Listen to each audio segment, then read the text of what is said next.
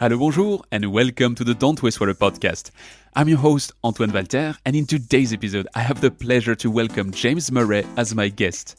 James manages the Metropolitan Glasgow Strategic Drainage Partnership, and he'll tell us in a second how the city region thinks about and manages rainfall to end uncontrolled flooding and improve water quality.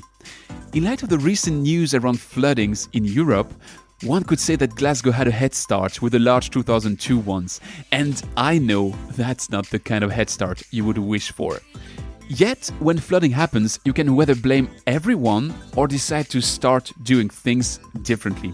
That's the route Glasgow followed, and James will tell you much more in just a minute. But to tease you a bit, the bottom line is that they decided to use as little steel, concrete and hard engineering as possible and to rather leverage nature-based solutions. Today we'll discuss keeping water on the surface, managing the risk of flooding, some crazy clever ideas applied in Glasgow, taking everyone on board, but also climate change, blue-green infrastructure, sustainable drainage, COP26, and so much more. If you're curious about nature-based solutions, we're actually starting a trilogy today that will continue with Marc Barra from the H2020 Regreen project next week, looking at nature-based solutions in cities, and close with Silvana Di Sabatino in 2 weeks to discuss the H2020 Operandum project that looks at the rural and natural territories part of the topic. I'll also have the honor to host all three of them in a dedicated session of the United Nations Innovate for Cities conference on the 13th of October. All the information is in the show notes. If you're new to this podcast, consider subscribing, and if you like it, please share it with a couple of friends or colleagues. I'll see you on the other side.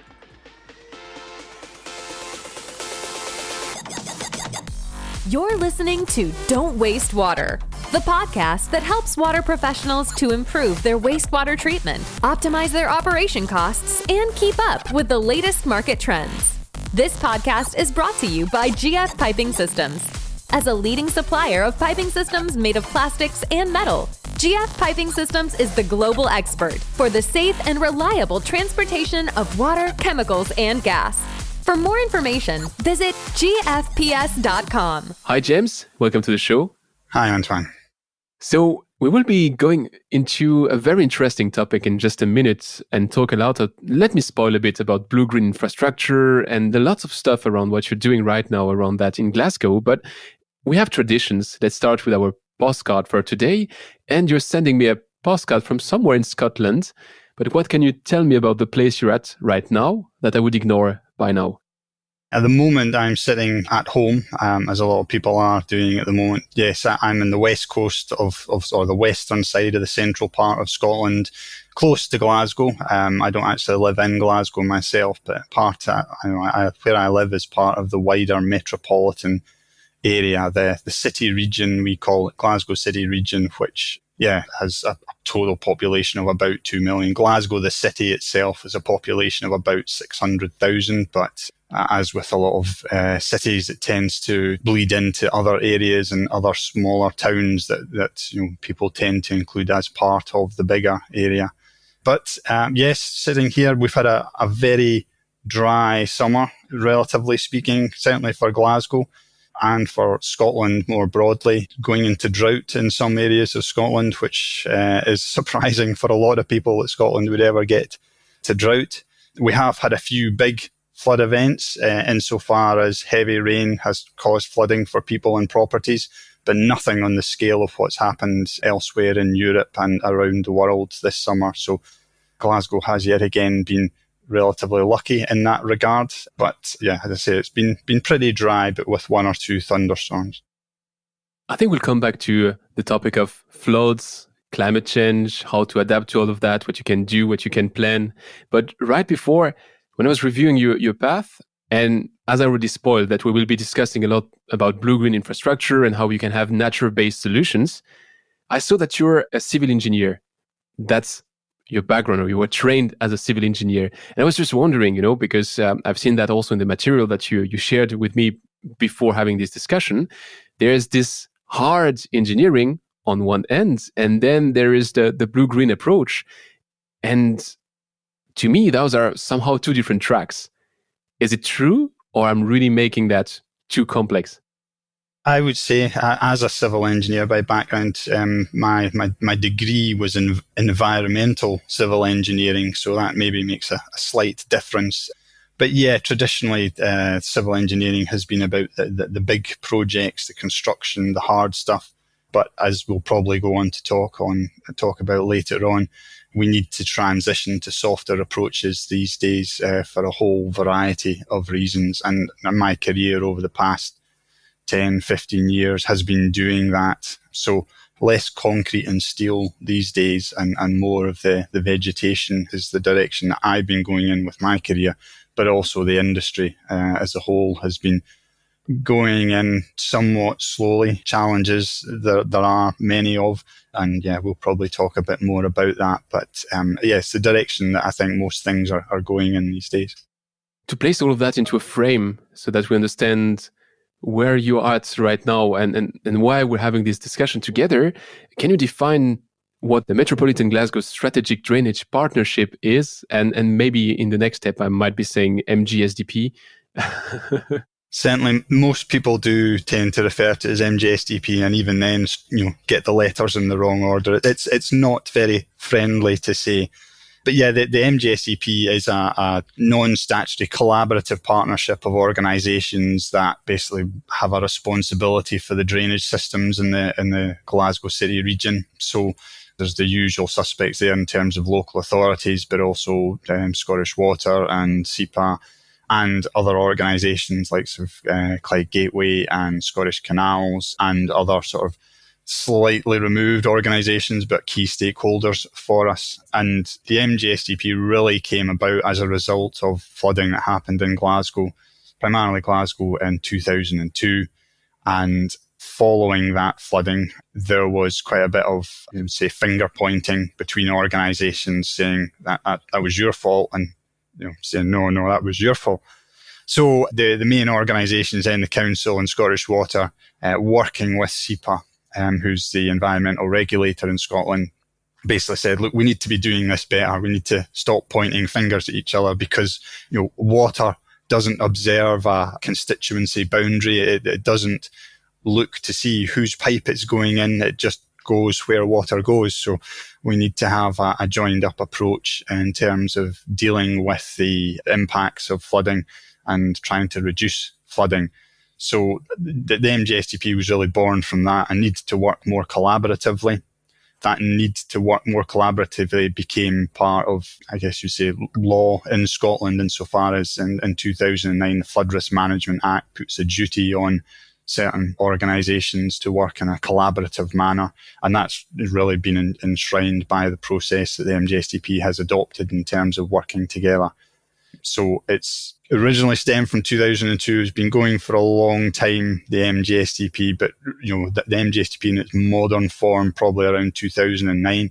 But it's really come from recognising the need to work with others to try and reduce flood risk primarily, but then bring other things into that as well. So that means that your approach, which started almost 20 years ago with those floods in 2002, became the law. But does that make you a pioneer? I mean, was it copying or emulating something which was existing somewhere else, or did you really create something? Well, I'm not sure we could ever claim to have created anything or created or been the first to recognise that there is merits in working together. And a lot of big organisations have silos within them and between each other. So yeah, whilst we wouldn't claim to have come up with that idea, it's certainly true that in formulating the legislation for the 2009 Act, I think all organisations that were involved in the management of water in Scotland recognised that, that there's an issue here. We need to be working together better, and putting something in the Act around that will help to ensure that happens, because of what learning was being drawn out of those initial discussions as part of the MGSDP coming together. You mentioned that the founding event was this flood, and that the founding topic around what you were working was really this prevention of floods. And you said also in the introduction that this whole matter of engineering and hard to soft engineering transition has changed quite a lot over the past 20 years or a bit more. I can tell you a bit of my personal story here. My father was a professor of hydraulic engineering and of river management. So how do you prevent those floods? So I've been raised into the topics since as long as I recall. But when you say flood prevention, the first thing that comes to my mind is, oh, great, you can build huge stuff out of concrete, stones, upstream, downstream, and you're going to control the river from the beginning to the end of your region where you're active. And then whatever happens downstream is someone else's problem. If I get you right, now that I made really this devil advocate approach, your approach is totally different. But was it from day one that you said you want to go to this soft side of things, or did it come on the way of this almost 20 years of history? I think what was also happening in parallel in the industry, certainly in the United Kingdom and certainly in Scotland, was the formulation of what we would term as sustainable drainage, sometimes referred to as sustainable urban drainage systems, or SUDS. Now, that's basically followed principles of best management practices that come from the US quite a number of years ago. And it's basically around trying to manage water closer to where it lands, trying to reuse surface water if we can, but certainly trying to slow it down and control it before it gets into the formal piped drainage network. So since around about, again, also, I'm going to struggle to get the dates right here, but early to late 2000s, Scotland brought in SUDS legislation under the Water Environment and Water Control Act, and that basically requires any new development in Scotland. So if you're building 2 or more houses, then you need to have SUDS as part of that. You need to have a sustainable drainage system. And that basically means that you need to have some form of attenuation and some form of water quality treatment for your development. So SUDS is very much predicated on trying to use natural, as far as possible, methods to control water. And that very often will mean using green infrastructure, blue-green infrastructure as we usually term it, but also things like attenuation that may be below ground, so not very green, but at least providing attenuation, at least slowing down runoff as it comes off the site before it gets into the formal drainage network. And that's really driven from recognising that, particularly in our urban areas, and this is the same all over the world, drainage systems, when it starts to rain in any significant degree, are usually very quickly at capacity. The space in the drainage system is very quickly taken up. Now, that's particularly true for pipe systems, but also for rivers as we build more and more urban area with more and more impermeable surface that sheds water more quickly. So, as I say, as the MGSDP was coming together, the SUDS legislation came in for Scotland, and that has helped to drive the way that the MGSDP partners have been thinking about managing water and moving less from trying to have less concrete and steel and big walls, etc., to managing water closer to where it lands, source control, slowing it down before it gets into the pipes, gets into the rivers, and using blue-green infrastructure where we can to do that. One thing I would just pull you up on in terms of the terminology, we try not to, and I trip up over this, but we try not to, and certainly when we're speaking with politicians or councillors, we try to avoid using the word prevent, because it's about flood risk management. If we get enough rainfall, flooding will still happen. And we've had some recent experiences of that in Glasgow at the start of July and the start of August. We had some intense, effectively summer thunderstorms, and the system just got swamped. And in one particular location, people flooded out their homes. Some of them are still out of their homes. And there was a project delivered in that location about 5 or 6 years ago, a couple of £1 million worth of project to provide additional capacity in the system. And despite that, these people were still flooded this time. They quite naturally react and say, but you told me I wouldn't flood again. This project you did would prevent that. And someone probably did say that at the time, but they shouldn't have. We shouldn't have said prevent. We shouldn't have said stop the flooding. We should have said this will reduce the risk of flooding. But as if you get enough rain, you're probably still going to get some flooding. And it's then about managing what happens with that flooding when it does occur. Is it a difficult message to bring across? Because somehow it's saying, engineering will not save you from everything. I mean, you have to be having a bit of humility. We are living within nature, and sometimes nature is still stronger than we can anticipate.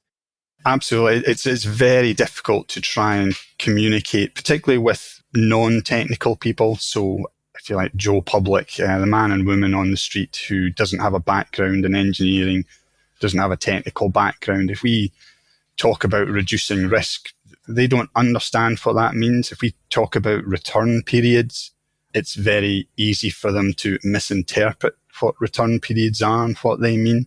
An example being, it's very common for people to talk about a 1 in 100 year event.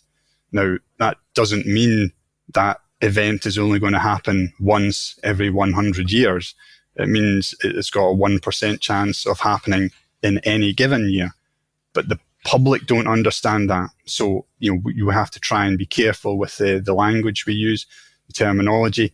But similarly, if we say to someone, it's an event that's got a 1% chance of happening in any given year, they don't really know what that means either. So it's a difficult area, but certainly, trying to, and we continue to do this with our politicians and councillors, trying to stop them saying, this scheme will prevent flooding, this scheme will stop flooding. We say, say it will reduce the risk of flooding, it will help to manage flooding, it will help to reduce the impacts of flooding.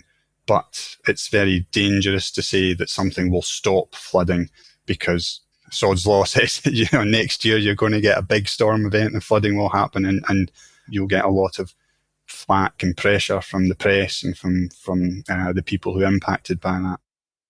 Let me sidetrack you here a bit, and I'm sorry for that, but I saw that in the documentation you sent me that you noticed that the events were getting a bit worse over the past decade compared to the average of what they used to be before. And to that extent, does our perception of what has 1% chance of happening every year still pertain true with the consequences of climate change? Or do you also have to adapt there the thresholds and to say a centennial event is now something a bit different from what it used to be in our books?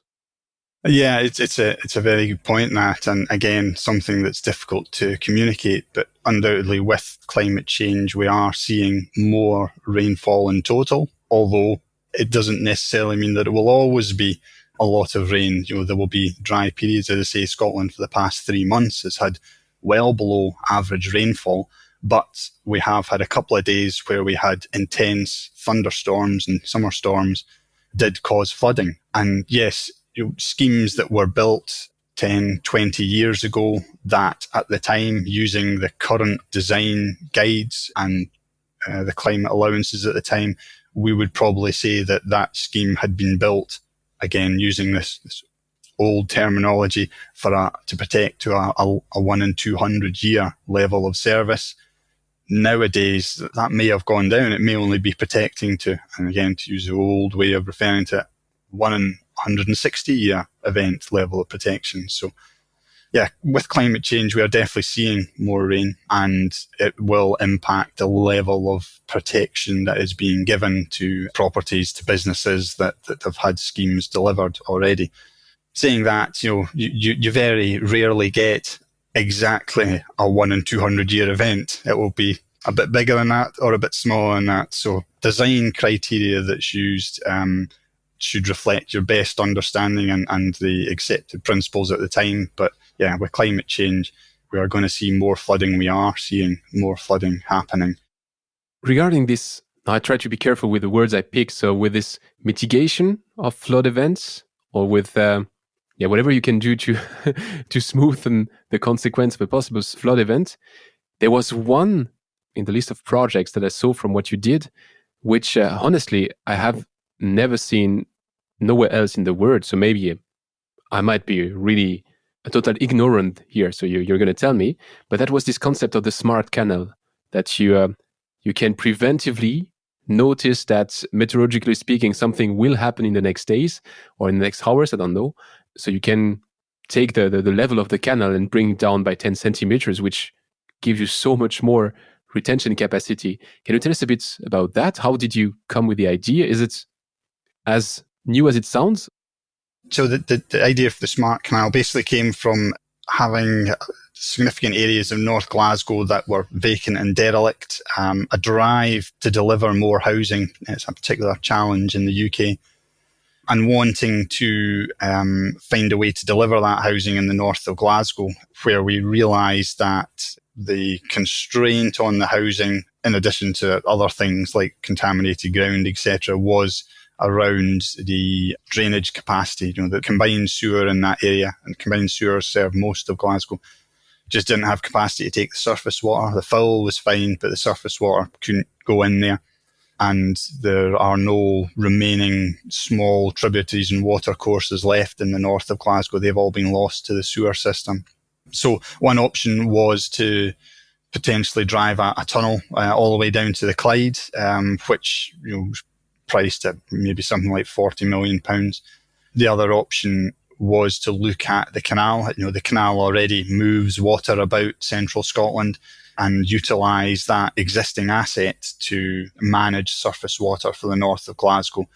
So the idea that was developed was to use weather forecast data to look ahead and see when there's when is there going to be a big storm likely to impact the north of Glasgow, and install on the canal, on the inlets to the canal, controls, and on the outlets from the canal, controls, so that when the weather forecast radar data tells us this storm's coming, to up to 24 hours in advance, lower a long section of the canal by only up to 100 millimetres. So it's not a huge amount it's been lowered by. But if we lower it by that much over a very long stretch, then it provides a significant volume to act like a sponge to soak up the water, the surface water coming off these development sites. Now, each of the development sites will have its own SUDs, so it will already be attenuating the flow to some extent, but they have limited capacity and they still need somewhere to discharge. So using the weather forecast, we can control the inflows, we can lower the outlets. Most of them are weirs, we just lower them a bit, and that drops the canal down by up to 100 millimetres, which then provides capacity for the surface water to come in when the storm hits and rainwater's coming off, surface water's coming off these development sites. So it's fully autonomous. Smart is the badge that we give it. It's not a brand new concept, I would say, but it's certainly the first time that we're aware of that it's been implemented on this scale. It is operational now. We're still catching up with building out all these development sites. So the first development site, the flows were connected just about 2 weeks ago. And there's more sites to come online, but the system's there, it's operational. We obviously don't want to drop the depth of the canal too much, because that could have an impact on the stability of the banks of the canal, and also would have a slight impact on navigation in the canal. So we don't want to drop it too much, but by dropping it 100 mil provides us that significant volume and allows us to regenerate significant areas of North Glasgow. So, a great project, and I'd say now we're waiting for more areas to be connected, and we're waiting for a big storm to come to really test. Which is kind of tricky, because you have to wait for a storm, but on the other hand, you don't want a storm neither. So it's a bit. It must be a mixed feeling. Yes. And the other bit I should add, the question people do ask is, so where does all that water you take out of the canal go? And it goes to the River Kelvin, but it goes to the River Kelvin before the storms arrived. So the water has got time in terms of where the hydrographs meet. It's got time to put it into the Kelvin, to put it into the Clyde and out to the coast before the River Kelvin comes up because of any storms as well. That brings me to another piece of the puzzle, which is the water quality. Because if you were taking the first runoff of a storm and putting it in the canal, that may be a problem, because that first runoff is probably the most heavily polluted. But on the other hand, if you really look at all of that into a system, you mentioned that first the SUDs are going to absorb the first wave, which means the part which is the most polluted is going to stay somehow there and be treated naturally, and you only, with brackets, collect the runoffs, which are almost just rainwater to the canal. Is it really that systemic approach that you are aiming for? Absolutely, yeah. The SUDS, as you say, in each development site, it will have its own SUDS elements. So the first site that's connected is Site Hill, and it's got basins, and it's got street trees, and it's got rain gardens, and it's got a linear canal feature. And all those SUDS are providing that initial bit of attenuation and also water quality, so helping to treat the water before it goes into the canal. And what we do also have as part of the system is various sensors in terms of not just flow and level sensors, but also various water quality parameters that are being taken as well. So as the system starts to really bed in and the development sites are connected, we'll also be able to track water quality and see what impact it has on the canal itself. How networked is all of that? Because you mentioned that a SUDS is something which is, if I got right, mandatory from a double house on, so up to much bigger, I guess, but starting with the double house. And I guess that on the level of a double house, you probably don't have a fully digital IoT, all the buzzwords which I can drop at you, which is implemented. So what you are doing on the canal, probably you cannot do exactly the same in every small SUDS. So do you also have a global approach to this full network of smaller pieces of the puzzle?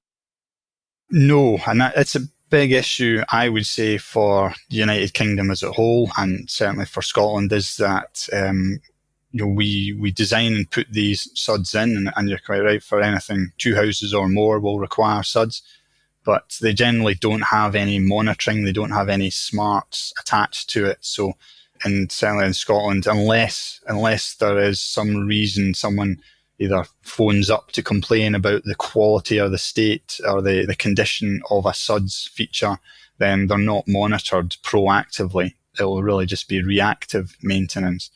So for the smart canal system, we do have some monitoring in there because it's important that we try and retain the good water quality that's in the canal.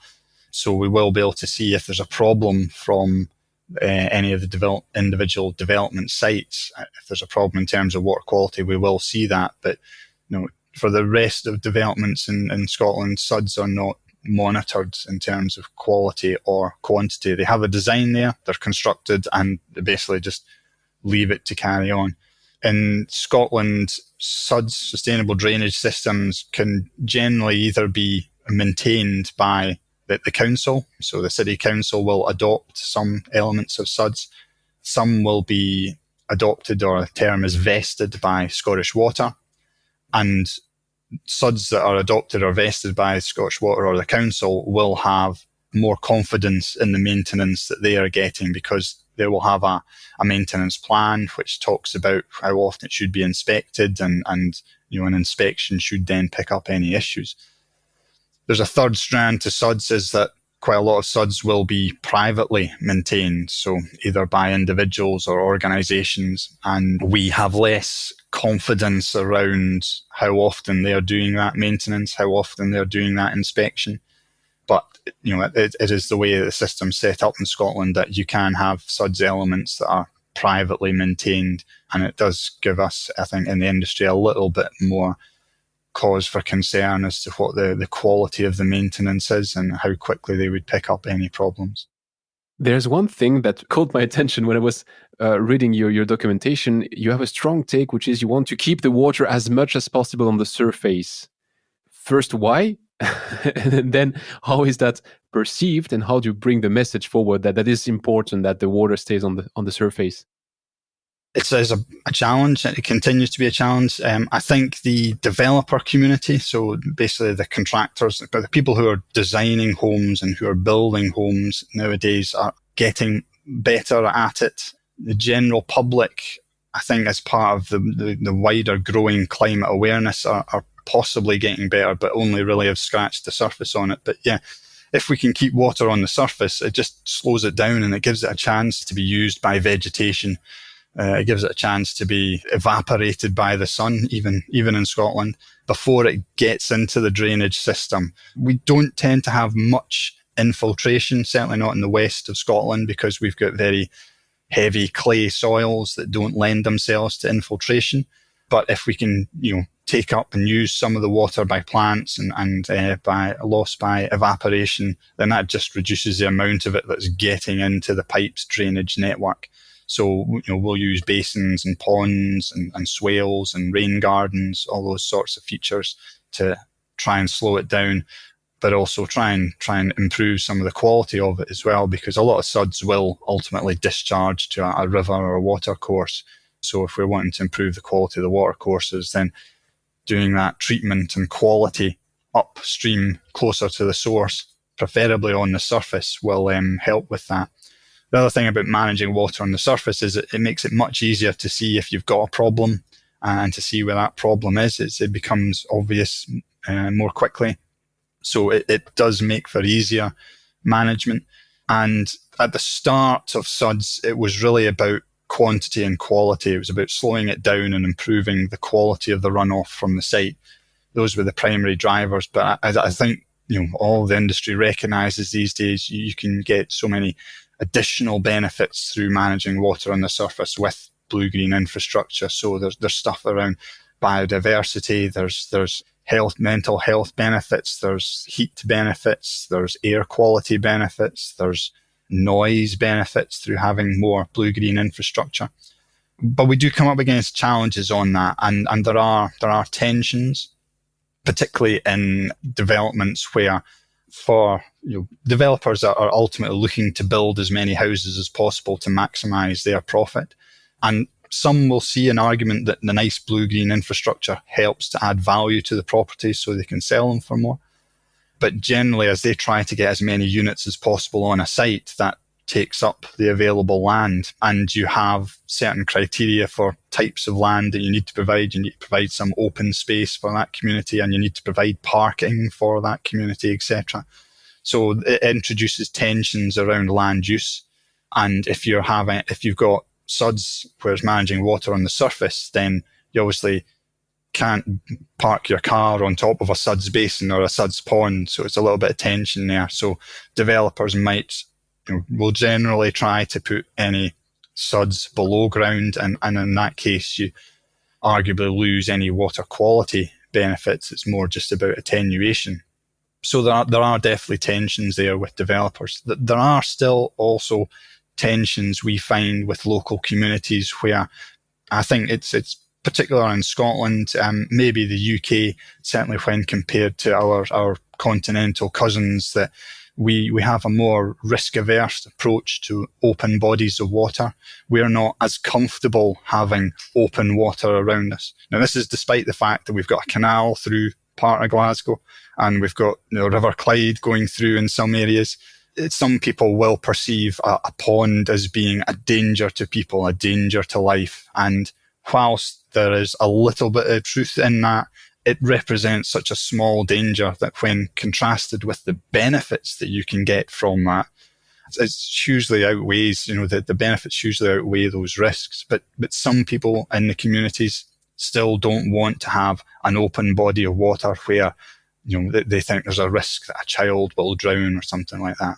It continues to be a source of frustration for us when, we will have our whole community serviced by multiple roads and, people die on roads as well.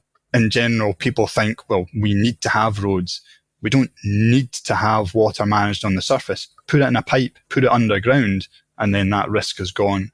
So it's a challenge. But again, we're improving on that. We're getting the message out there. As more and more of these SUDs are delivered, people see them in their communities and are getting to be more comfortable with them, particularly if it's a new build community. So if the houses are being built at the same time as the SUDs, then people move into that community and the water's there. And what we're trying to do these days to the MGSDP is trying to do more retrofit. So we've got an existing community, existing homes that are already, if you like, used to not having water on the surface. So when we come along and we say we need to do some retrofit and we want to manage water on the surface, that is particularly where the tensions come to the surface, because the way they perceive it is you're introducing a risk to them. They've already been used to living with the roads, for example. but they haven't had open water. So when you bring that to them, it does present a bit of a challenge in terms of communication and understanding. Many things to uncover in what you just said. Let me first send the people back to a discussion I had on that microphone with Michael Stanley-Calistopher, where we were addressing the benefits of investing in a river in a city. And he was citing a study which is showing that whatever dollar you invest into renaturating a river in the middle of a city, if you put all the benefits together, it's $4 for one, which is not too bad as an investment when you think of it. I'm really interested in the how. How do you convince people that that is the right way to do it? What is your approach? How do you approach people to take them on board? Because you cannot change the way you manage water against the population. So I guess you must have kind of a way to take them on board. Yeah, what I would say is there's always going to be some people you're never going to convince. So as you do a feasibility study into what it is you want to do, and you have engagement as part of that, and you try and explain to people what it is you're doing and what the benefits will be. One of the things we tend to find, or we can find, is that people will be interested in the benefits for themselves, but not necessarily for other people. So there can be, to some extent, selfish about it. Now, to some extent, that's human nature. You want to see what's in it. You want to focus on things that are important to you, and not necessarily to the person who's down the bottom of the hill, who's being impacted by the flooding. So, as we say, water doesn't observe boundaries, constituency boundaries or local area boundaries. It goes where it wants to go, and that is a challenge for, if we're looking to put something further up the catchment that's going to provide a flood risk benefit for further down in the catchment, the people up the catchment are saying, well, what is in it for me? Now, you can talk about the benefits that we've mentioned about biodiversity and heat and cooling, etc. And some people will be persuaded by that, and some people won't. Particularly if you're doing retrofit in the urban area, that there are a couple of really, what we found, really sensitive areas for existing residents. And that's really going to be around car parking, and it's going to be around litter, and it's going to be around access for their property. And if you're going to be reducing the number of car parking spaces in an area, it's going to be very difficult to get everyone on board with that. But if you can tie it in with active travel measures that you also bring in as part of the overall scheme, then that can help to soften that blow for some people. But yeah, I think it's about trying to explain the overall benefits that are coming, and trying to get people to see that it shouldn't just be a benefit for their community, but for the wider community. But at the end of the day, you won't get everyone on board with it. There will still be people who don't like it. The other point, the other particular issue which comes up time and again is trees. People are very passionate about trees, existing trees and losing trees. And as for a number of the schemes that we've delivered, particularly if we are delivering a surface water intervention in an existing park, we will have to take down some trees to build that basin or that pond. And we always then plant some more trees, not necessarily in that same park, but it might be another park elsewhere in the city. So, we're trying to keep that overall balance. And in fact, we're planting more trees than we ever take down. But again, some people become very passionate about trees. Now, as long as we've got the right design, and as long as we are comfortable that it's needed to take down those trees, and we don't take down trees that we don't need to, then we'll go forward with the scheme. But again, you won't convince everyone that it's the right thing to do. It's interesting when we also talk about the benefits of delivering this stuff, and how much benefit you get for the pound that you're spending. The challenge that we have, and this includes even with colleagues within the industry, is who actually gets that benefit. How is that benefit realized? Because if you're talking about the mental health benefits of having nicer green space around you in the urban area, it's generally not Scottish Water or the council that gets that as a direct pound in its pocket. It's the health service that's getting that. So for Scotland overall, it's beneficial, it's the right thing to do. But for the person who is putting up the capital funding to deliver that project, they might not get that particular bit of the benefit. Now, we will do a cost-benefit analysis for the project, and as long as that stacks up, then yes, there's benefit to deliver it from a capital and funding point of view. But these additional benefits may be realised by other sectors of the community or other organisations, and you try and draw the links to them to help make your argument for funding to deliver projects. But some people will just say, well, I'm not getting that pound in my pocket, so that's not going to convince me. It is a challenge. It is a challenge. But in general, we've had support for all the projects we've delivered. There will always be one or two dissenting voices. Does that speak in favor of extending your approach to a broader scheme? I don't know if it's different in Glasgow than it is in other cities in Scotland, but do you think your approach can be replicated, can be enhanced, can become a national approach? Or is it the perfect shape to say the metropolitan area around Glasgow is the best size in terms of magnitude of things? The general approach in terms of collaboration and engagement, and then trying to ultimately pool resources and deliver projects together can be applied anywhere. It's really, in Scotland, it was the MGSDP that first started doing it as an area. But yeah, it can be applied anywhere, and the drivers might be slightly different in different places. But Glasgow, we've got the mix of all the drivers there. We've got existing flood risk. We've got water quality that we want to improve in the water environment. We've got regeneration and development that we want to deliver with a predominantly combined sewer catchments that can take the full, but it can't take any more surface water. So we've got the whole full range of circumstances that's helping to drive a collaborative approach. But yeah, I think it can be delivered anywhere. But whether you need a formal organisation like the MGSDP, or whether it's just a case of the main parties working together, will be very much area specific. But the thrust of going for more blue-green infrastructure really is being rolled out across Scotland. It's been driven by Scottish Government. Terms like placemaking and terms like water-resilient places are becoming much more common usage. It's been driven partly also by the climate emergency. People realise that there's a need to do something. I think one thing that I would reflect on is that as part of the climate emergency, there still is a huge focus on climate mitigation. Net zero, we must get to net zero. And climate adaptation still lags behind in terms of finance and delivery. So we certainly could do more with rebalancing that, because even if we get to net zero by all the various targets that have been set by cities and governments around the world, we've still got a lot of climate change we're going to have to deal with. Now, Glasgow's already got flood risk, and that's just going to get worse with the changing climate. So we need more adaptation, and that is helping a bit, but there's still, there still is a bit of I think it's termed the adaptation gap, this gap between investment and action on mitigation versus adaptation. But that adaptation element is growing, and that's helping to deliver blue-green infrastructure as well because of the additional benefits. What is your long-term game? What will tell you in some decades?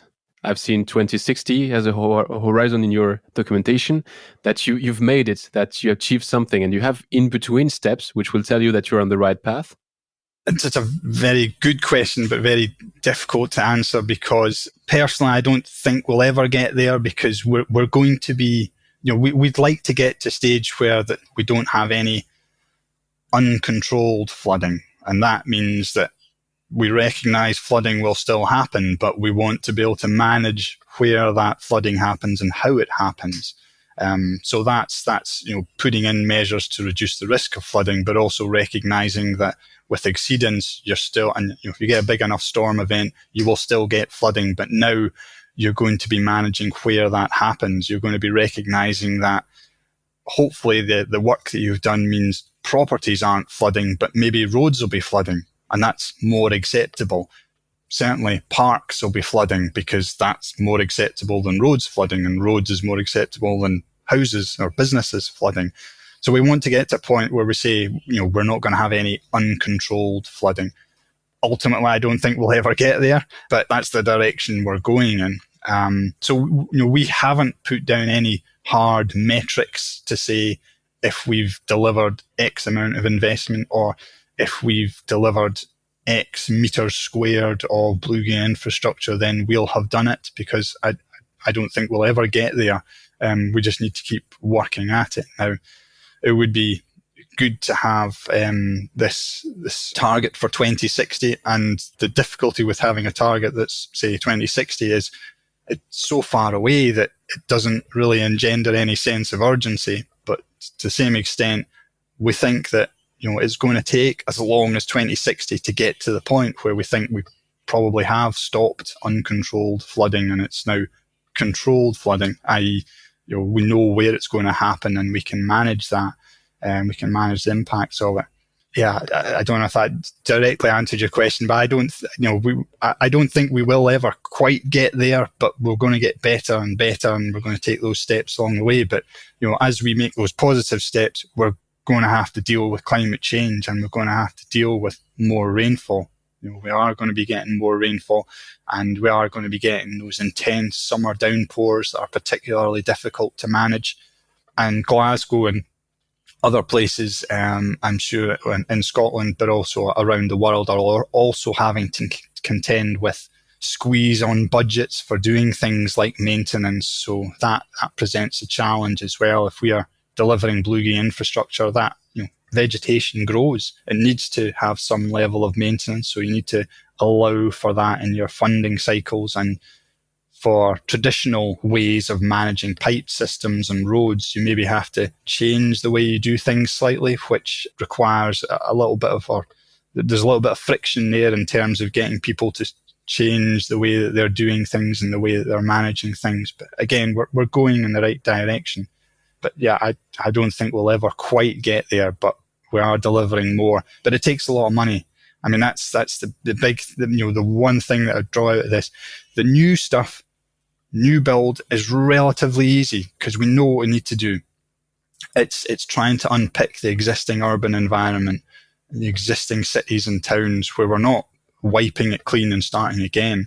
We're having to work around those existing blocks of properties and streets, and we're trying to put the bluegill infrastructure back in there. We're trying to retrofit it. And my goodness, that's expensive, and it's difficult to do, and it causes significant disruption. And it's not just to people's homes, but it's to people's businesses as well.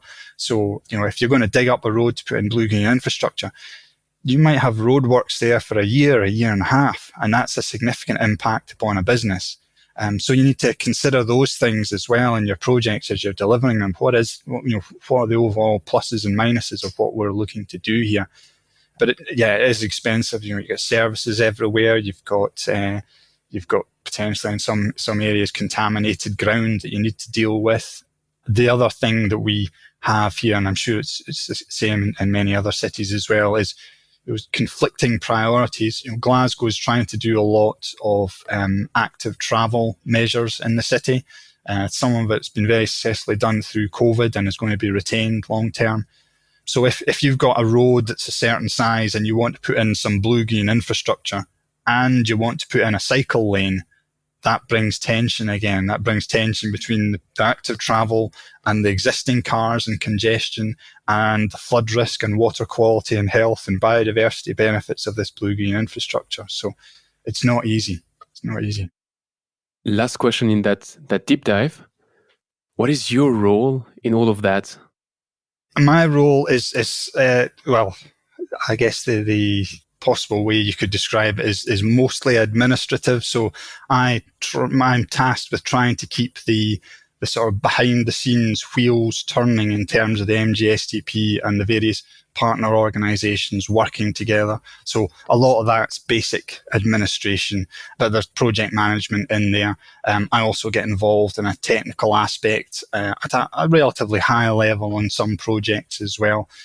I get active in terms of engagement with communities on certain projects. But yeah, my role, I think, is mostly, almost behind the scenes, but helping to keep the wheels going, keeping the partners meeting, ensuring that things are flowing smoothly in terms of information and engagement.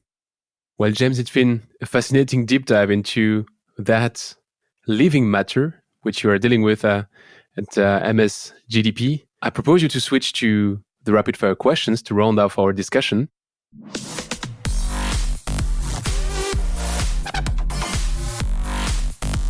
It's time for the rapid fire questions. In that last section, I tried to keep the questions short, and your duty is to try to keep the answers short. I'm not cutting the microphone, but we have to play by the rules of the game. I will do my best. So my first question is, what is the most exciting project you've been working on and why? I think it's probably the Smart Canal, because it really is bringing forward, and it almost sounds cliched, but 21st century technology and bringing in that smart element, because there's so much more you can do. You apply that smart process to other things. So we're about to build a couple of nurseries in Glasgow that will have rainwater harvesting, but will also link to weather forecasting. So, rainwater harvesting, you tend to store a volume of water to reuse it in the building and reduce your potable water draw. So these nurseries will be smart. When a storm's forecast, they'll drain down these tanks ahead of the storm so that maximum capacity is available for attenuation when the rain does come. So the Smart Canal is really leading the way on that, but it's done at a huge scale. But we're going to see more of that happening and more of that rolled out across the city. Let me sidetrack you here. So you see, I'm guilty. I'm the one which is not going by the rules. Do you know Brian Moloney? He's the founder of Storm Harvester. He was on that microphone explaining how his company is aiming to do exactly that, to have the weather forecast and to then preventively empty some reserves and then use some grey water as well in the building. So if you haven't listened to his interview, I would recommend you to have a look. And if you already know him, I'm familiar with the name, but I haven't listened to the interview. I will do that. But it's kind of a no-brainer. It just makes sense. But it's just when you bring in smart stuff, it has a level of complexity that then needs managed longer term. And it's I guess the Luddite view would be it's more to go wrong. But I think the benefits are clear to see if you can get that system up and running and working well. What's your favorite part of your current job? I think my favorite part is getting to see at a relatively high level all the various things that the partners are doing. So I'm sort of plugged into all the different projects that the partners have got underway, so that I can help them share information and awareness and share that knowledge with our wider community. So I really enjoy the fact that I'm privileged to have that sort of overview of what people are doing, and there's a lot going on. There really is a lot going on. Glasgow's had a lot of investment, hundreds of millions of pounds of investment, and is getting a lot more investment. There's a lot more coming as well. It's sometimes a challenge when you're asking for more money. People will say, but you've already spent lots and lots of money. You've not fixed it yet. So no, we've still got a long way to go.